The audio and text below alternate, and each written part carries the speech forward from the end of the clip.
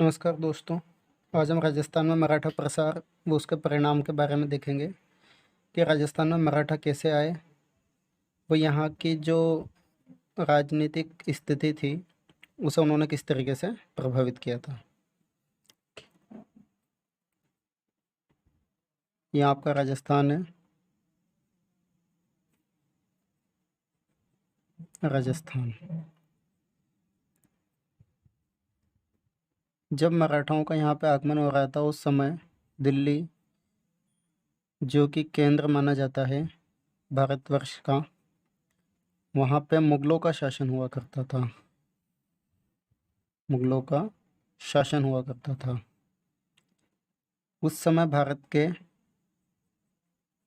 दक्षिणी हिस्से में जो जाति राज्य करती थी वो मराठा थे।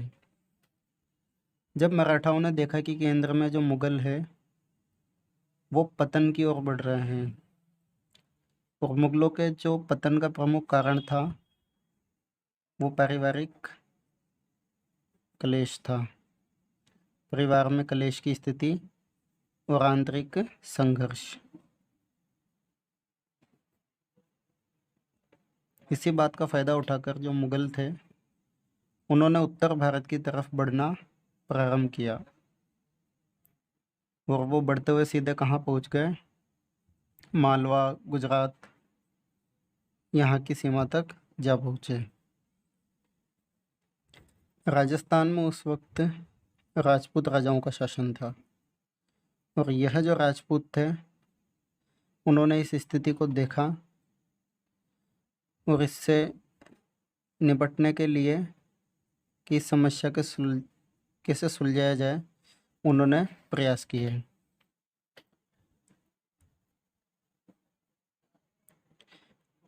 मुगल साम्राज्य के पतन के कारण राजस्थान में अराजकता व्याप्त हो गई,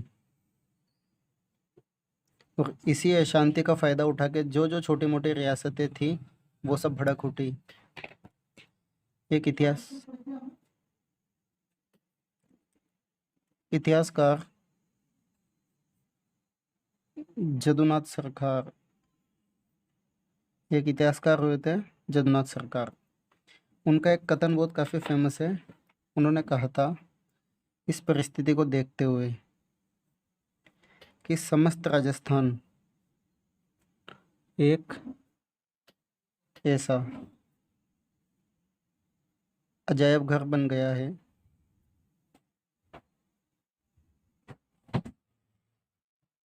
जिसके पिंजड़ों के फाटक और रक्षक हटा दिए गए हैं।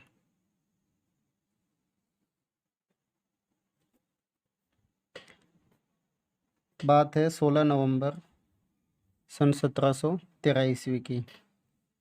इस समय जो छत्रपति शाहू थे, छत्रपति शाहू, उन्होंने बालाजी विश्वनाथ को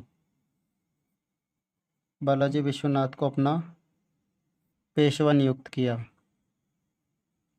पेशवा नियुक्त किया।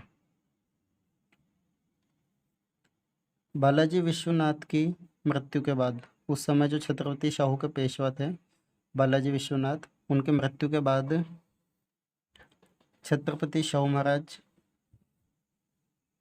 बाजीराव प्रथम को अपना नया पेशवा नियुक्त करते हैं। जब बाजीराव प्रथम पेशवा बने तब उनकी उम्र मात्र 20 वर्ष थी, और यह बालाजी विश्वनाथ के ही पुत्र थे। बालाजी विश्वनाथ के ही पुत्र थे जिन्हें छत्रपति शाहू के द्वारा नियुक्त किया गया था। इन्हीं बाजीराव पेशवा ने, जो बाजीराव प्रथम थे, इन्होंने एक अवधारणा विकसित की थी, हिंदू पद पादशाही। यह इनके द्वारा एक अवधारणा विकसित की गई थी बाजीराव प्रथम के द्वारा, हिंदू पद पातशाही। जो उत्तर की ओर जो मराठा प्रसार हो रहा था उससे सबसे ज़्यादा चिंतित कौन थे? राजपूत शासक। और इनकी चिंता के मुख्यतः दो कारण थे। इनकी जो चिंता थी राजपूतों की, उसका मुख्यतः दो कारण थे। पहला कारण तो यह था कि जब मुगल साम्राज्य का पतन हो रहा है, तो मुगल साम्राज्य के पतन की स्थिति का लाभ उठा के जो राजपूत शासक थे वो अपने अपने सीमाओं का विस्तार करना चाहते थे। बाजीराव जो था उसके प्रसार नीति के फलस्वरूप इनकी जो आकांक्षाएं थी, इनकी जो आशाएं थी, उन पे पानी फिर सकता था। क्यों? क्योंकि बाजीराव खुद उत्तर की ओर बढ़ रहे थे, क्योंकि उन्हें कहाँ पे पहुंचना था? दिल्ली में। दूसरा कारण ये था कि गुजरात और मालवा पर नियंत्रित करने के बाद मराठा दिल्ली जाना चाहते हैं, और दिल्ली जाने के लिए उन्हें कहाँ से? राजस्थान की सीमा के पास से निकलना होगा। तो इसलिए ये राजस्थान को भी अपने कब्जे में लेने का प्रयास करेंगे। यह राजस्थान के राजाओं की दो मुख्य समस्याएं थी। उस समय सवाई जय सिंह, जिनका शासन आमेर में था, आमेर या जयपुर, तो जो सवाई जय सिंह थे ये मालवा के सूबेदार थे। कहाँ के सूबेदार थे? मालवा के। सवाई जय सिंह मालवा के सूबेदार थे। अब मराठे बढ़ रहे हैं मालवा की तरफ, तो कहते हैं कि सवाई जय सिंह ने मालवा से मराठों को खदेड़ने के लिए अभियान किए। मालवा से मराठों को खदेड़ने के लिए अभियान किए। किसने अभियान किए थे? सवाई जय सिंह ने। 1729 में सवाई जय सिंह मालवा के दूसरी बार सूबेदार नियुक्त हुए।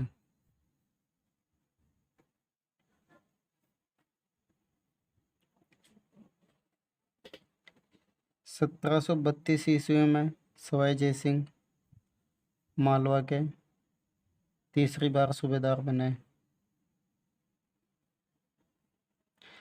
तो सवाई जय सिंह ने देखा कि अगर मालवा में शांति और व्यवस्था बनाए रखनी है और मराठों को अगर रोकना है, तो हमें किससे मदद लेनी चाहिए?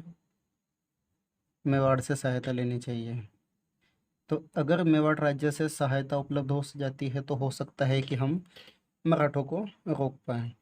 तो इस सहायता के लिए वो मेवाड़ से सहायता लेने के लिए महाराणा संग्राम से मिलते हैं, महाराणा संग्राम सिंह से मिलते हैं। और महाराणा संग्राम सिंह और सवाई जय सिंह में समझौता हो जाता है, क्योंकि महाराणा संग्राम सिंह भी जानते थे कि मराठा एक न एक दिन उनके राज्य पर भी हमला करेंगे। अब इनका समझौता हो गया, समझौता। लेकिन समझौता होने के बाद अब उस समझौते को कार्यान्वित भी तो करना था।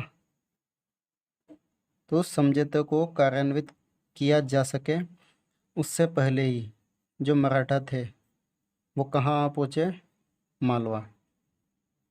उससे पहले जो मराठा थे वो मालवा कहाँ पहुँचे। जय सिंह और मराठाओं के बीच में ज़बरदस्त युद्ध हुआ और जय सिंह ने मराठाओं को पीछे धकेला। मराठाओं को इनमें आपस में आक्रमण हुआ था और मराठाओं को जय सिंह ने पीछे धकेल दिया। जय सिंह ने पीछे धकेला। लेकिन तभी कहते हैं कि अचानक जो होलकर थे वो सेना लेके आ जाते हैं और वो जय सिंह को चारों तरफ से घेर लेते हैं। जय सिंह को चारों तरफ से घेर लिया।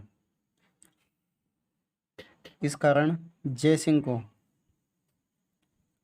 मराठों को 6 लाख रुपए नकद और जो मालवा था उस मालवा के 58 परगनों की वसूली देना स्वीकार करना पड़ा। 58 परगनों की वसूली देना स्वीकार करना पड़ा। इस समय जो था राजस्थान में पारिवारिक गृह क्लेश चल रहे थे, जिसका मुख्यतः 3 केंद्र बने हुए थे। एक तो था बूंदी, दूसरा था जयपुर और तीसरा था जोधपुर।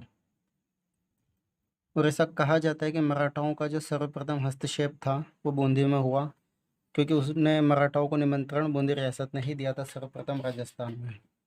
तो इससे आगे वाली क्लास में हम बूंदी, जयपुर और जोधपुर के उत्तराधिकार संघर्ष के बारे में पढ़ेंगे।